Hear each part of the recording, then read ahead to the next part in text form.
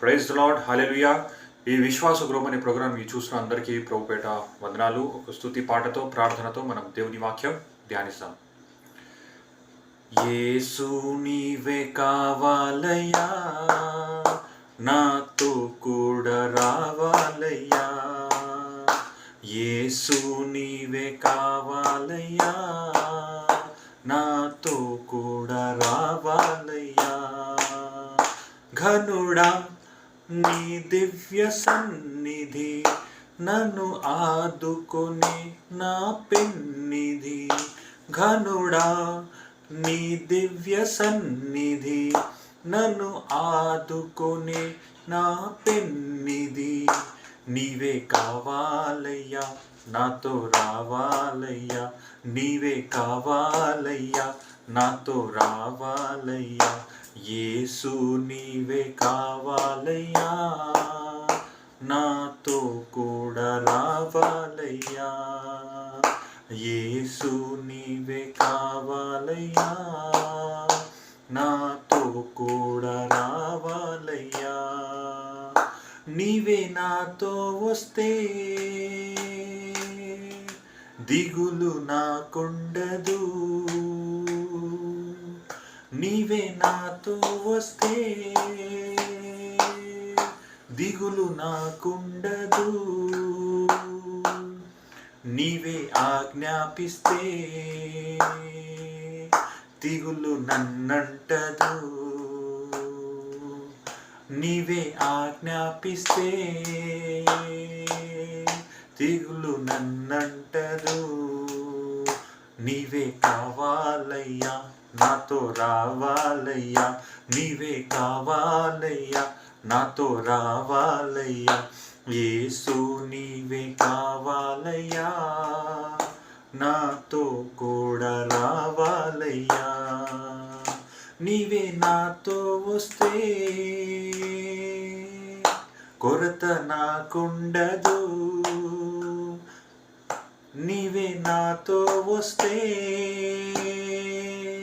కొరత నాకుండదు. నీవే ఆజ్ఞాపిస్తే చేత నన్నంటదు. నీవే ఆజ్ఞాపిస్తే చేత నన్నంటదు. నీవే కావాలయ్యా, నాతో రావాలయ్యా. నీవే కావాలయ్యా, నాతో రావాలయ్యా. యేసు నీవే కావాలయ్యా, నాతో కూడా రావాలయ్యా. నీవే నాతో వస్తే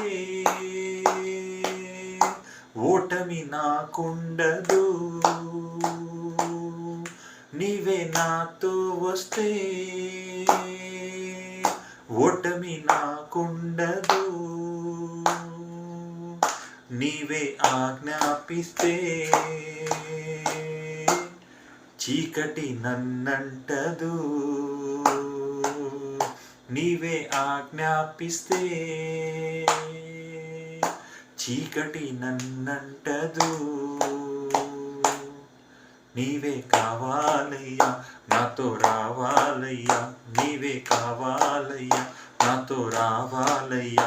యేసు నీవే కావాలయ్యా, నాతో కూడా రావాలయ్యా. యేసు నీవే కావాలయ్యా, నాతో కూడా రావాలయ్యా. ఘనుడా నీ దివ్య సన్నిధి నన్ను ఆదుకునే నా పెన్నిధి. ఘనుడా నీ దివ్య సన్నిధి నన్ను ఆదుకునే నా పెన్నిధి. నీవే కావాలయ్యా, నాతో రావాలయ్యా. నీవే కావాలయ్యా, నాతో రావాలయ్యా. నీవే కావాలయ్యా, నాతో రావాలయ్యా. యేసు నీవే కావాలయ్యా, నాతో కూడా రావాలయ్యా. ఘనుడా నీ దివ్య సన్నిధి నన్ను ఆదుకొనే నా పెన్నిధి. నీవే కావాలయ్యా, నాతో రావాలయ్యా, నీవే కావాలయ్యా, నాతో రావాలయ్యా, యేసు నీవే కావాలయ్యా, నాతో కూడా రావాలయ్యా. స్తోత్రం యేసయ్యా. Praise the lord. హల్లెలూయా. సైన్యములకు అధిపతి యెహోవా, మా నిజమైన దేవా, మాకు బహుగా ప్రేమిస్తున్న మా దేవా, ఈ సమయంలో ఆరాధించడానికి, ప్రార్థించడానికి, మీ వాక్యం బలముగా ప్రకటించడానికి, ధ్యానించడానికి మాకు సమయం ఇచ్చినందుకు, మీ కృపా కటాక్షం మా మీద ఉంచినందుకు మీకు వందనాలు చెల్లిస్తున్నాం. మీ పరిశుద్ధ రక్తంతో మమ్మల్ని కడగండి తండ్రి. మీ వాక్యంతో మాకు బలపరచండి, మీలో మా విశ్వాసం దృఢపరచండి, మీ ముఖకాంతి మా మీద ప్రకాశించండి, మీ చిత్తంలో మాకు సంపూర్ణంగా నడిపించండి. మీ పరిశుద్ధాత్మతో మాకు నిరంతరం నడిపి మీరే మహిమ, ఘనత, ఆరాధన యుగ వరకు పొందుకోమని యేసుక్రీస్తు అనే పరిశుద్ధమైన, ఘనమైన, బలమైన నామంలో అడుగుతున్నాం తండ్రి. ఆమేన్, ఆమేన్, ఆమేన్. Praise the lord. హల్లెలూయా. ఇప్పుడు మన మధ్యలో సిస్టర్ సారా గారు ఉన్నారు. ఆమె దేవుని వాక్యం ప్రకటించగా మన దేవుడితో ఎలా సహవాసం చేసుకోవాలో, దేవుడితో ఏం అడగాలో మనం నేర్చుకుందాం. ఈ పాటలో అర్థం విన్నారు కదా. యేసు నీవే కావాలయ్యా, నాతో కూడా రావాలయ్యా, యేసు నీవే కావాలయ్యా, నాతో కూడా రావాలయ్యా. మనం ఇలా మనకే ప్రశ్నించుకుంటే చాలా బాగుంటుంది. ఎందుకంటే ఈ లోకంలో చాలామంది అనుకుంటారు యేసు ప్రభు దగ్గర వస్తే ఆశీర్వాదం అంటే ఆస్తి, అంతస్తులు, డబ్బులు, కోటీశ్వరులు అయిపోతాం, ఇంకా ఏమేమో కోరికలతోని యేసు ప్రభు దగ్గర వస్తాం.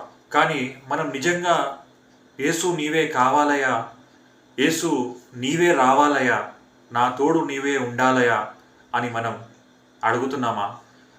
మనకే ప్రశ్న వేసుకుంటే చాలా బాగుంటుంది.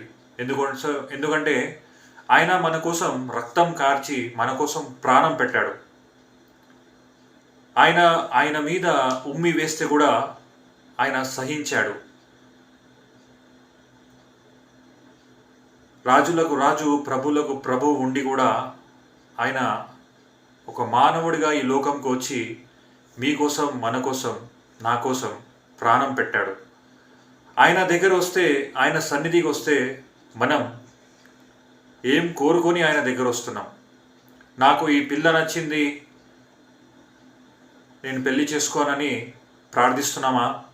నాకు కొడుకు లేడు, నాకు కూతురు లేరు, నాకు బిడ్డలు లేరు, ఇన్ని సంవత్సరాలు అయింది పెళ్లి చేసుకొని, నాకు బయట వెళ్తే అవమానం ఉందని మనము దేవుణ్ణి ప్రశ్నిస్తున్నామా?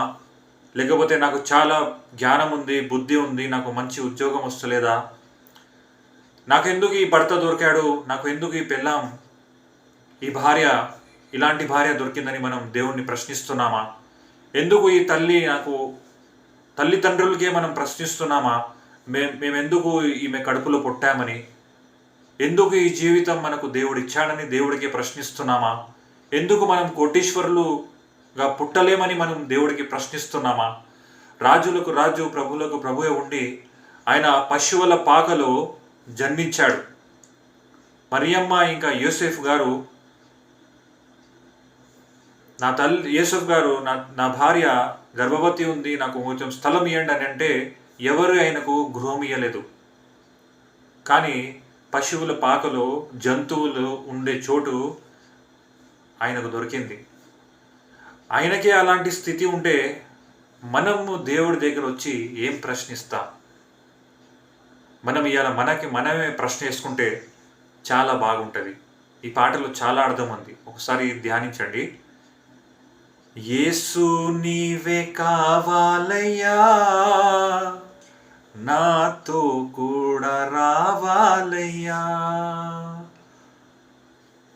ఘనుడా నీ దివ్య సన్నిధి, నన్ను ఆదుకొని నా పెన్నిధి, నీవే కావాలయ్యా, నాతో రావాలయ్యా, నా యేసు నీవే కావాలయ్యా అని మనం అడుగుదామా దేవుణ్ణి? యేసయ్యా నీవే నాకు కావాలి, ఈ లోకంలో ఏం అక్కర్లేదు నాకు, నీ పరిశుద్ధాత్మయే నాకు కావాలి, నీ అభిషేకమే నాకు కావాలి, నీ వాక్యమే నాకు కావాలి మనం అడుగుదామా? ఈ సమయం మనకు మన దేవుడు ఇచ్చినందుకు, ఇంకా మనకు మంచి ఆరోగ్యం ఇచ్చి మనకు ఇంకా బ్రతికి ఉన్నామంటే ఆయన కృపయే కదా. ఆయన కోసం మనము పరుగెద్దామా? ఆయన వాక్యం కోసం మనం పరిగెడదామా? ఇలా మనం మనకే ప్రశ్నించుకుందాం. Praise the lord.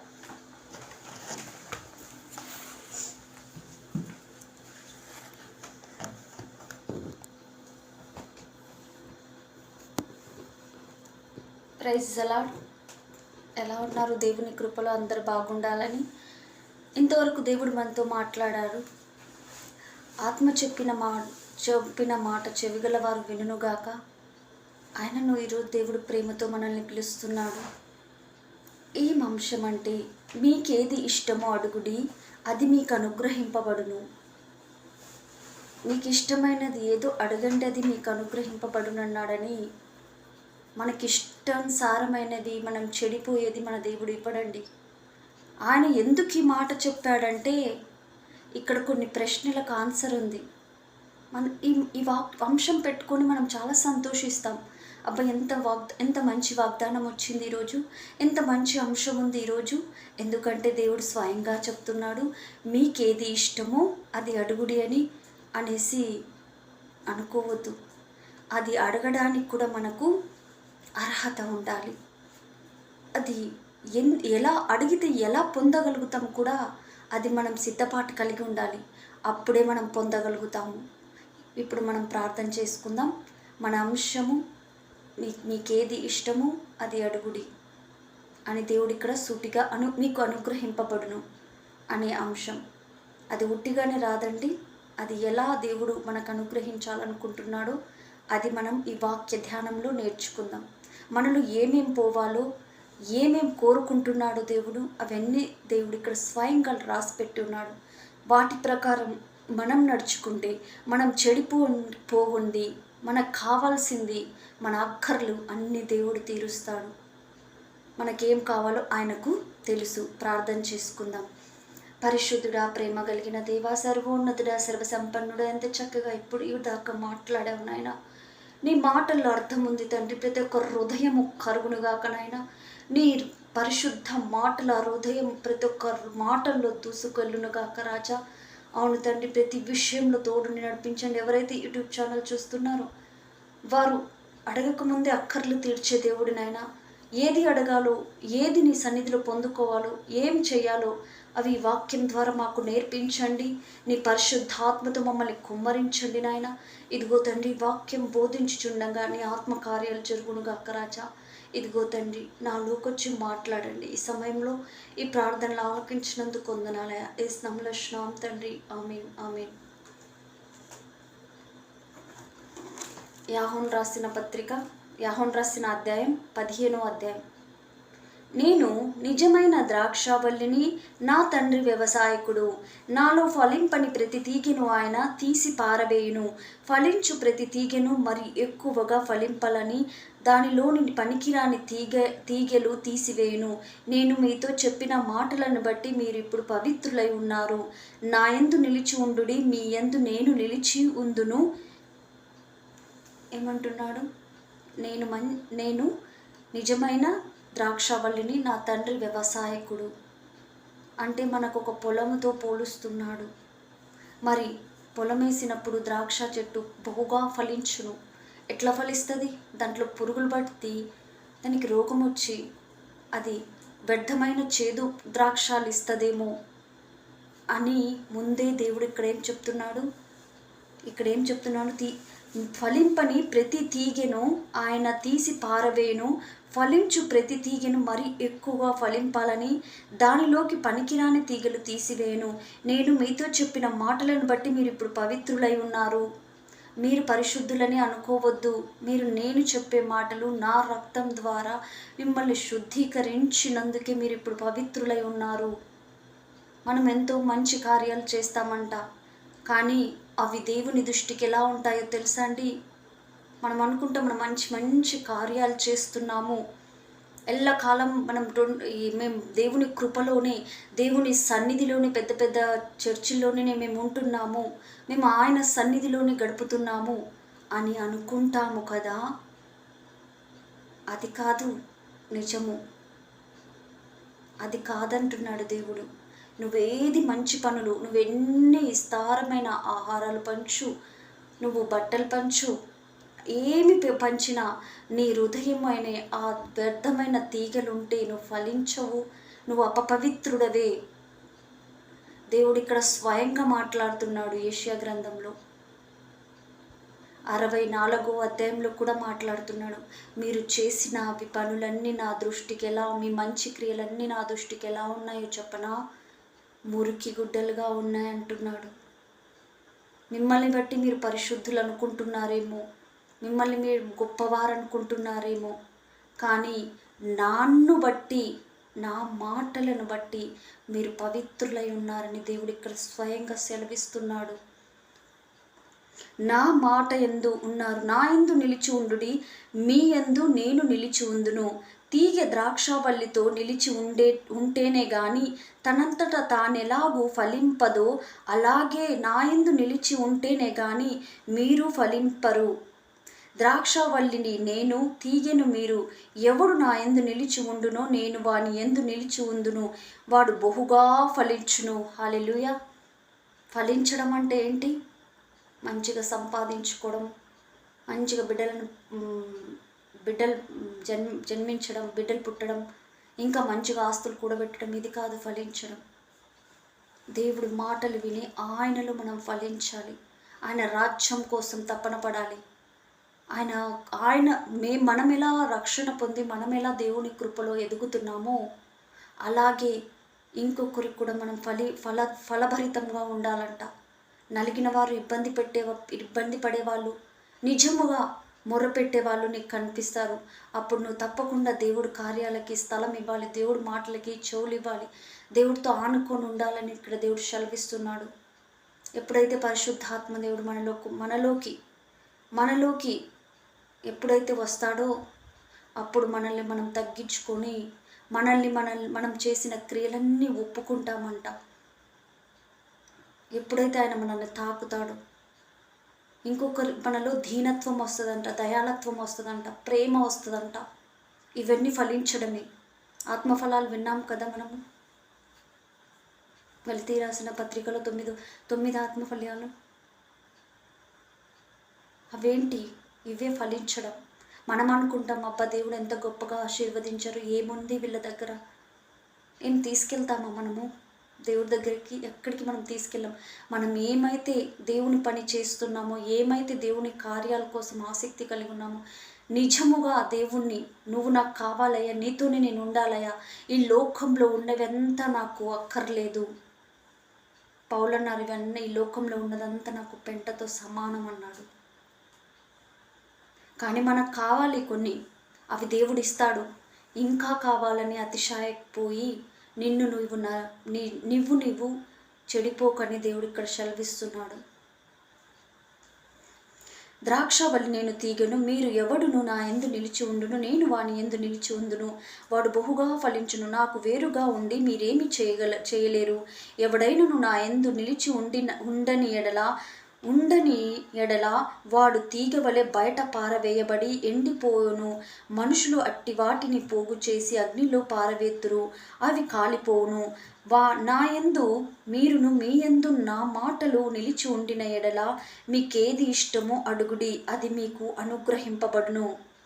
ఎప్పుడైతే మనం దేవుణ్ణి ఆనుకుంటామో, దేవుడితో సహవాసం కలిగి ఉంటామో, ఆయన చేసిన మాటలకు మనం చొవ్విస్తామో, ఆయన ఎప్పుడైతే మనలో వస్తాడో మనం రూపాంతరం చెందుతామంట.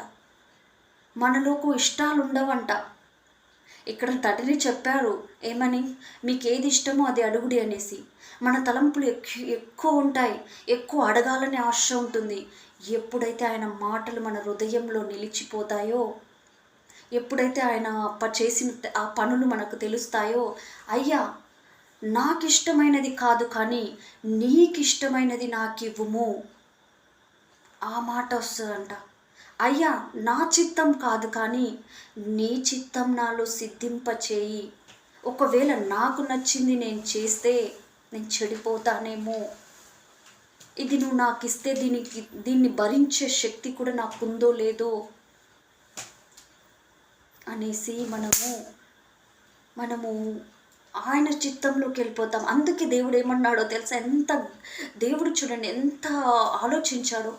ఎప్పుడైతే మనం తండ్రి స్వభావంలో వస్తామో మన ఇష్టాలు ఉండవంట, ఆయన ఇష్టాలు మన జీవితంలో నడుస్తాయంట. అందుకే మీకేది ఇష్టమో అడుగుడి అన్నాడు. అడుగుమన్నాడని మనకి ఇష్టమైనవి అడిగితే అవి ప్రయోజనము లేనివి. నిజమే, దేవుడు ఎవరి ఇష్టం వచ్చినది కూడా ఇస్తాడు, బుద్ధి చెప్పడానికి కూడా ఇస్తాడు. మనం ఒక అది దుష్టాత్మ నుంచి వచ్చిందా లేకపోతే దేవుడు పేరేపన్న వచ్చిందా అని మనం టెస్ట్ చేసుకోవాలి. అవును నిజమే, నీకు దేవుడు ఒక అబ్బాయినైనా ఒక అమ్మాయినైనా చూపిస్తున్నాడు నిజమే, కానీ అది దేవుడి చిత్తమా కాదా అని మనము టెస్ట్ చేసుకోవాలి.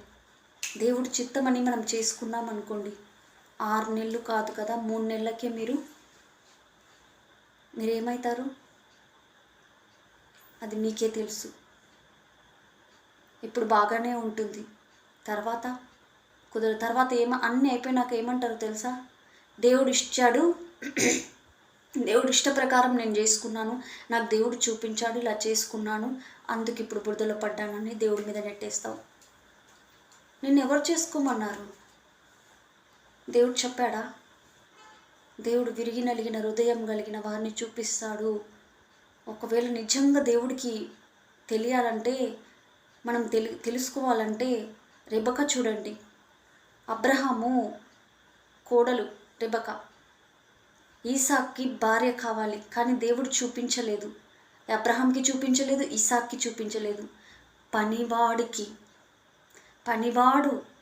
ఆయన ఏమనుకున్నాడంటే పనివాడికి పంపించాడు, నేను ప్రార్థనలో ఉంటే నువ్వు పోయి నాకు కోడల్ని తీసుకురా అనేసి. అప్పుడు ఏమన్నాడో తెలుసా పనివాడు? అయ్యా నా యజమానుడు నన్ను నమ్మాడు, నిన్ను కూడా నమ్మాడు, నువ్వు చూపించాలి. ఏ బిడ్డరైతే తన్ను తగ్గించుకొని నా వంటలకు నాకు దాహానికి నీళ్ళు ఇస్తుందో ఆ బిడ్డే నేను నా యజమాని భార్య కోడలుగా చేయాలి అని నిర్ణయించుకున్నాడు. అప్పుడే రెబెక చేసింది. ఎందరో స్త్రీలు ఉంటే రెబెక చేసింది ఆ పని.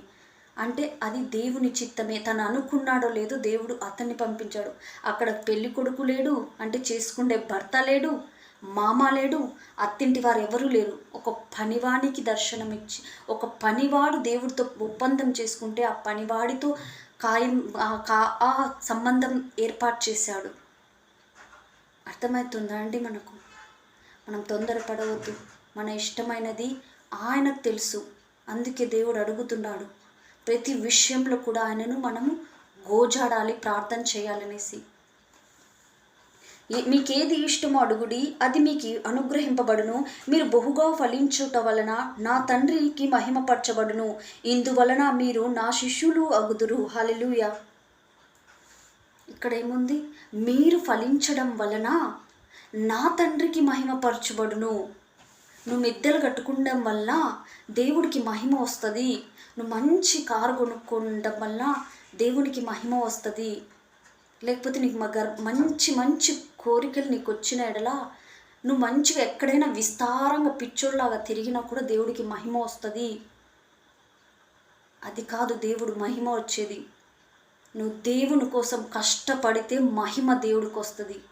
నువ్వు పాత జీవితం నుంచి కొత్త జీవితం, ఒక తెలియని జీవితం, నీలో ఉన్న దుర్వ్యసనాల నుంచి, మురికి బట్టల నుంచి మంచి మనసుగా మంచి అలవాట్లు వచ్చి అన్ని పాతవన్నీ విడిచిపెట్టి కొత్త జీవితం ప్రారంభిస్తే అప్పుడు దేవుడికి మహిమ వస్తుంది.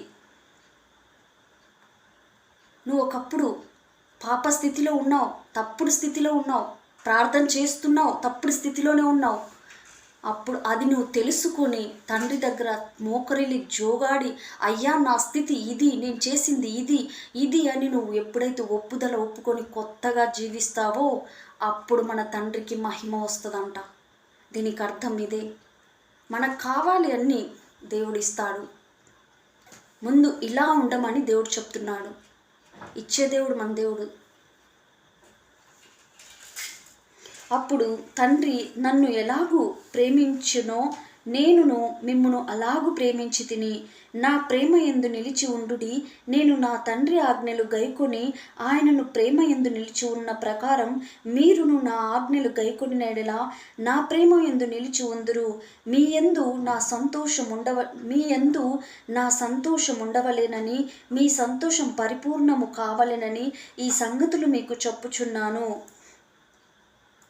ప్రేమ గురించి మాట్లాడుతున్నాడు దేవుడు. మీరు నా యందు ఉన్న ఎడల మీరు ప్రేమ గురించి మాట్లాడుతున్నాడు దేవుడు. మనం ఏ ప్రేమలో ఉన్నామని కూడా అడుగుతున్నాడు దేవుడు సూటిగా. నా తండ్రి నన్ను ప్రేమించిన ప్రకారం మిమ్మల్ని నేను ప్రేమిస్తున్నాను. ఇదే అధ్యాయంలో లాస్ట్ అధ్యాయంలో యోహాను రాసిన లాస్ట్ అధ్యాయంలో ఒక మాట ఉంది. పేతురు నన్ను ప్రేమిస్తున్నావా? ఈరోజు మిమ్మల్ని అడుగుతున్నాడు దేవుడు, మీరు నన్ను ప్రేమిస్తున్నారా? పేతురు నువ్వు నన్ను ప్రేమిస్తున్నావా అని అడిగినప్పుడు అవును ప్రభువా నేను ప్రేమిస్తున్నాను అన్నాడు. పేతురు నువ్వు నన్ను ప్రేమిస్తున్నావా? అవును ప్రభువా నేను నిన్ను ప్రేమిస్తున్నాను అన్నాడు. పేతురు నువ్వు నన్ను ప్రేమిస్తున్నావా అని మూడోసారి అడుగు. అప్పుడు పేతురు విసుక్కున్నాడంట. ఏంటయ్యా అన్నీ నీకు తెలుసు నా గురించి, మళ్ళీ అడుగుతున్నావే అనేసి. సరే నా గొర్రెలు కాయమన్నాడంట. మనం ఏ ప్రేమలో ఉన్నామో గుర్తుపెట్టుకోండి. నిజమైన ప్రేమ క్రీస్తు ప్రేమ. ఆ ప్రేమలో ఏ దోషము లేదు. ఎప్పుడైనా ఆ ప్రేమ నిన్ను రక్షిస్తుంది. మీ సంతోషం పరిపూర్ణమగునట్టు నేను ఈ మాటలు చెప్తున్నాను, తండ్రిని వేడుకుంటున్నాను అని ఎవరు చెప్పారంట? అని యేసయ్య చెప్పాడంట. నేను మిమ్మును ప్రేమించిన ప్రకారం మీ కొరకు నేనొకడిని ప్రేమించవలెను. నా ఆజ్ఞలు తన స్నేహితుడ కొరకు తన ప్రాణం పెట్టువాని కంటే ఎక్కువైనవి. ప్రేమ గల వాడెవడు లేడు. నేను మీకు ఆజ్ఞాపించిన వాటన్నిటిని చేసిన ఎడల మీరు నా స్నేహితులై ఉందురు. నన్ను ప్రేమించేవారు ఒక్కరునూ లేరు, నిజంగా ప్రేమించేవారు ఒక్కరునూ లేరు. కానీ నన్ను ఎప్పుడైతే నా ఆజ్ఞలు పాటించి నన్ను ఎప్పుడైతే ప్రేమిస్తారో వారి కోసం నేను ప్రాణం పెట్టడానికి కూడా సిద్ధంగా ఉన్నాను అంటున్నాడంట. ఒక నిజమైన స్నేహితుడు కోసం ఎవరైనా ప్రాణం పెడతారా? ఈ రోజులలో నిజమైన స్నేహితుడే లేడు. రాసి పెట్టుకోండి. దేవుడు తప్ప నిజమైన రక్షకుడు స్నేహితుడు ఎవ్వరూ లేరు. మనం అనుకుంటాం మనకు వాళ్ళున్నారు వీళ్ళున్నారు అనేసి. ఎవ్వరు మనకు కష్ట సమయంలో సహాయము రాదు. ఎప్పుడైతే నువ్వు మోకరిల్లి ప్రార్థన చేస్తావో అప్పుడు ఎవరి ద్వారా అయినా ఈ స్నేహితుడు సహాయము చేస్తాడు. నువ్వు నలిగి ఉన్నప్పుడు ఈ స్నేహితుడు వాక్యం పంపించి నిన్ను బలపరుస్తాడు. నువ్వు పాప స్థితిలో ఇంకా నా వల్ల కాదు నేనేమైనా చేసుకొని చనిపోతే బాగుండు అన్నప్పుడు లేదు నీకోసం ప్రాణం పెట్టిన యేసయ్య ఉన్నాడు అనేసి ఏదో ఒక విధంగా ఈ వాక్యం నీ దగ్గరకు వస్తుంది. ఎందుకంటే అంత కష్టము? ముందే జాగ్రత్త పడమంటున్నాడు కదా దేవుడు. ఎప్పుడు మనం జాగ్రత్త పడతాము? ఎప్పుడైతే ఈ స్నేహితుడి గురించి మనం తెలుసుకొని గోజాడతామో మనం ఎంత ప్రార్థన చేసినా ప్రయోజనం లేదు. మన మనస్సులో ఎప్పుడైతే ఆ వాక్యాలు ఎప్పుడైతే ఆయనను స్వీకరిస్తామో అప్పుడే మన ప్రార్థనకు ఫలితం దొరుకుతుంది. మనం కళ్ళు తెరుస్తాము. మన ఆత్మీయ కళ్ళు తెరవాలంట. మనం ఒక గదిలోకి వెళ్ళి ఫాస్టింగ్ ప్రేయర్లు మనం అట్లా ఇష్టం వచ్చిన ప్రార్థనలు చేస్తూనే ఉంటాం. ఎందుకు? ఇది నాకు కావాలి, ఇది నేను కొనాలి. ఎప్పుడైనా పరిశుద్ధాత్మ కోసం మనం ప్రార్థన చేశామా? ఇంకొకరి కోసం మనం ప్రార్థన చేశామా? లేకపోతే మన కోసం మనం క్లీన్ చేసుకోవడానికి ప్రార్థన చేశామా? లేదు. ఏదో ఒకటి కావాలి. మనం ఉపవాస ప్రార్థనలు చేద్దాం. మనకు కావాల్సింది మనకు దేవుడికి తెలుసు. కానీ మనం ఈ స్నేహితుడిని నమ్మట్లేదు. నిజంగా మనం ప్రార్థన చేసేటప్పుడు బైబిల్ తీసి చదువుకోవాలి. మనం బైబిల్ తీసుకొని చదువుకుండే అలవాటు ఉందా మనకు అని దేవుడు సెలవిస్తున్నాడు. ఎప్పుడైతే మనం అందరూ కాదు కొందరు వాక్యాలు ఎప్పుడైతే మనం వింటామో చదువుతామో మనకు అర్థమవుతుంది. అర్థం కాకపోతే 2-3 సార్లు చదవమని దేవుడు సెలవిస్తున్నాడు. నేను తన స్నేహితుని కొరకు తన ప్రాణము పెట్టువాని కంటే ఎక్కువైన ప్రేమ గలవాడెవడు లేడు. నేను మీకు ఆజ్ఞాపించిన వాటిని చేసిన ఎడల మీరు నా స్నేహితులై ఉందురు. దాసుడు తన యజమానులు చేయనదంతా ఎరుగును కనుక ఇక మిమ్మును దాసునిగా పిలువక స్నేహితుడని పిలుచుచున్నాను. ఏమంటున్నాడు? జీతం ఇచ్చే ఆయనకు 1,00,000 పెట్టడంట కింద ఉన్న దాసునికి. ఎంతైనా పని చేపించుకుంటాడేమో అంట, కానీ తన బాధ్యత ఇతడు తీసుకోడంట. అరే, నా కింద పని చేస్తున్నారే, వారికి ఏ సహాయం కావాలో ఏ ఇబ్బంది కావాలో అని ఆలోచించరంట. ఈ లోకం ఇట్లే ఉంటుంది. కానీ ఇక్కడ ఏం చెప్తున్నాడు?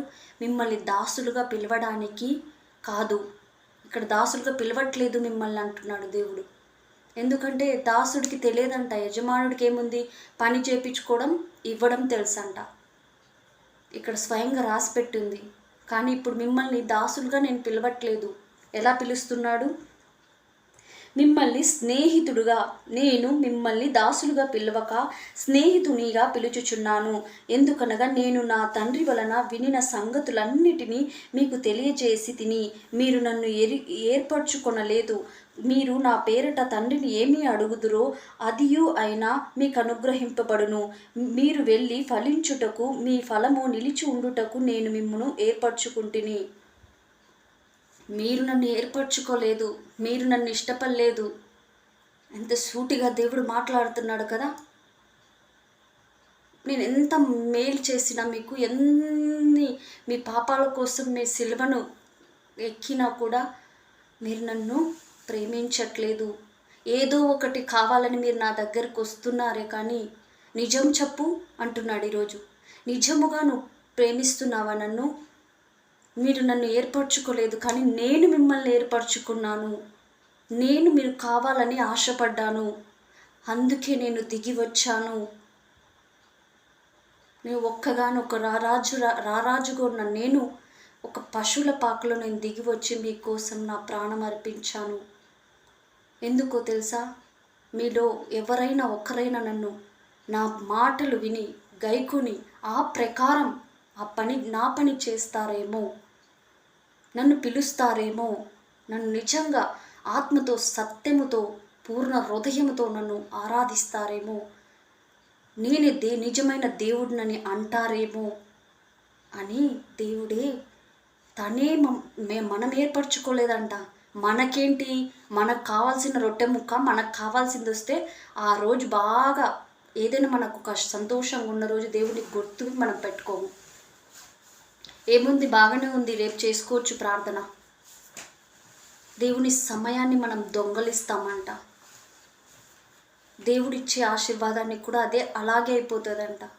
ఏదో కావాలని దేవుడి కోసం ప్రార్థన చేయొద్దు. దేవుడు నాకు అన్నీ ఇచ్చాడు, ఆయన సన్నిధి నా దగ్గర ఉంటే అన్నీ నా దగ్గర ఉన్నట్టే. నాలో ఆయన, ఆయనలో నేను అంటుకొట్టుకొని ఉన్నాము. ఎప్పుడైతే ఏరు బాగుంటుందో, చెట్టు ఏరు కొమ్మలు కూడా బాగుంటాయంట. ఆ ఏరు ఆయన, చెట్టు కొమ్మలు మనమని ఈరోజు నుంచి ఆలోచించుదాం.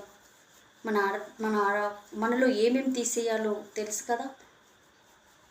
దేవుడు ఇక్కడ స్వయంగా చూపిస్తున్నాడు. పనికిరాని తీగలంట. ప్రతి ఒక్క మనిషిలో పనికిరాని తీగలు ఉండనే ఉంటాయి. అవి ఎప్పుడైతే తీసేస్తామో, నా ఇష్టము తండ్రిలో నెరవేరినట్టు అనం కదా, నీ ఇష్టం నాలో నెరవేరునుగాక అంటామంట. ఎప్పుడైతే పనికిరాని తీగలు మనలో ఉంటాయో అప్పుడు నా ఇష్టం జరగాలి, నేను చెప్పినట్టు నువ్వు వినాలి దేవా, అడుగు నీ ఇవ్వమన్నావు, నేను అడిగాను నువ్వు ఇవ్వాలని మొండిగా కూర్చొని దెబ్బలు తింటామంట. దేవుడికి ఇవ్వడానికి ఎట్లయినా ఇస్తాడు, చెడిపోయేది నువ్వే. అందుకే ఇక్కడ స్వయంగా చెప్తున్నాను, ఎప్పుడైతే నీలో పనికిరాని తీగలు విసిరికొట్టి నా మాటలు గైకొని నన్ను హత్తుక్కొని ఉంటావో నువ్వు బ్రతుకుతావు. నీకు ఇష్టమైనది కాదు, నాకు ఇష్టమైనది నీకు ఇస్తానంటున్నాడు. అర్థమైంది కదా ఈరోజు మనలో పనికిరాని తీగలు తీసివేయమని చెప్పింది. ఎలా దేవుడు ఆయన నీకు ఇష్టమైనది ఇస్తానన్నది, ఇవన్నీ మన పనికిరాని తీగలన్నీ మన హృదయంలో పెట్టుకొని మనం సంతోషంగా భలేగా ఆరాధనలు చేసినా, గొప్ప గొప్పగా మీటింగ్లు పోయినా, గొప్ప గొప్పగా ఏమేమి చేసినా కూడా ప్రయోజనం లేదు. ప్రయోజనం లేదు. అది నువ్వైనా నేనైనా.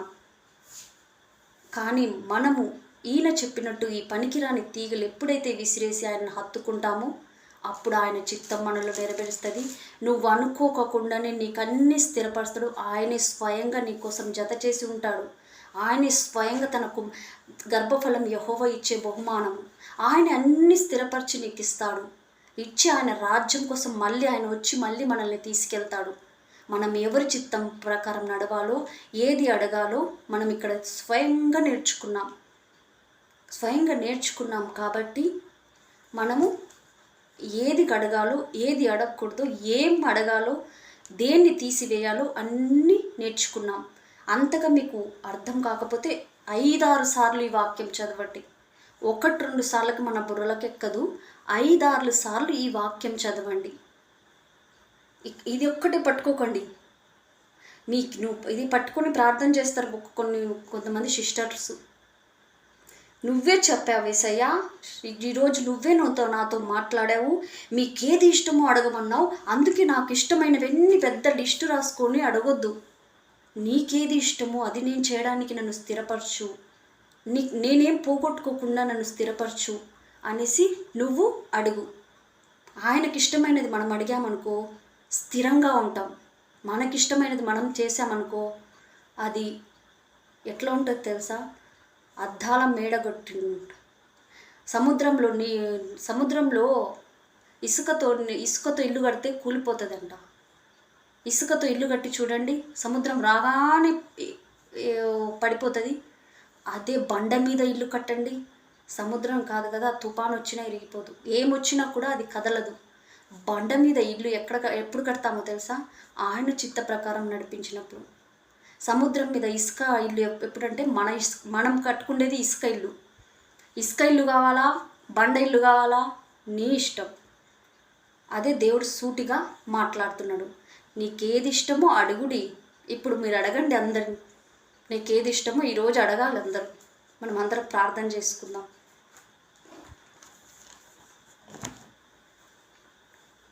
పరిశుద్ధుడా ప్రేమ కలిగిన దేవ, సర్వోన్నతుడా, సర్వసంపన్నుడా, దయగల దేవ, నీ కొందనాలయ. ఈరోజు సూటిగా చాలా చక్కగా మాట్లాడావు నాయనా. మీకేది ఇష్టమో అది అడుగుడి, నేను అనుగ్రహిస్తానన్నావు నాయనా. అది ఎలా పొందుకోవాలో, ఏమేం తీసివేయాలో అన్నీ మాకు చక్కగా బోధించావు తండ్రి. ఈ విషయం మేము ఆలోచించుకొని తీర్మానం తీసుకునే శక్తినివ్వండి. యూట్యూబ్ ఛానల్ చూస్తున్న బిడ్డలందరికీ నీ ఆత్మతో నింపండి, నీ ఆలోచన చొప్పున నడిపించండి రాజా. ఇదిగో తండ్రి, ఈ పరిచర్యను దీవించి ఆశీర్వాదకరంగా మార్చండి. ప్రతి విషయంలో మా అందరికీ తోడుండి నడిపించండి, జ్ఞానంతో నింపండి నాయన. ఇదిగో నీ ఆత్మ ఫలాలతో ఫలించే కృపను మాకు అనుగ్రహించండి రాజా. ఇదిగో తండ్రి, సమయంలో ప్రార్థనలన్నిటికీ జవాబిచ్చినందుకు వందనాలయ. యేసు నామములో తండ్రి. ఆమేన్, ఆమేన్, ఆమేన్. పరలోకముందున్న మా యొక్క తండ్రి, మీ నామం పరిశుద్ధపరచబడునుగాక, మీ రాజ్యం వచ్చునుగాక, పరలోకంలో మీ చిత్తం నెరవేరినట్టు భూమి అంతటా మా అంతటా నెరవేరునుగాక. మనుదిన ఆహారం మాకు దయచేయండి, మారణస్తులను మేము క్షమించినట్టు మారణములు మీరు క్షమించండి. మాకు శోధనలోకి తేక దుష్టుడి నుంచి తప్పించండి. ఎందుకనగా రాజ్యం, మహిమ, బలము నీదే ఉంది మా తండ్రి. ఈ సమయంలో ప్రార్థనలు ఆలకించినందుకు వందనాలయ. యేసు నామములో తండ్రి. ఆమేన్, ఆమేన్. Praise the lord. దేవుడు మిమ్మల్ని దినార్లు దీవించునుగాక. God bless you. అడగండి, ఏం అడగాలో దేవుడికి తెలుసు, అది ప్రకారం అడగండి. రేపు దేవుడు మనతో ఏం మాట్లాడతాడో మనం నేర్చుకుందాం. అంతవరకు దేవుని కృపలో బలంగా ఉండండి, ఆయన ముఖకాంతితో ప్రకాశించండి. అంతవరకు మీ అందరి నిండాలు దీవించునుగాక. యేసు నామములో తండ్రి. ఆమేన్, ఆమేన్, ఆమేన్. Praise the lord.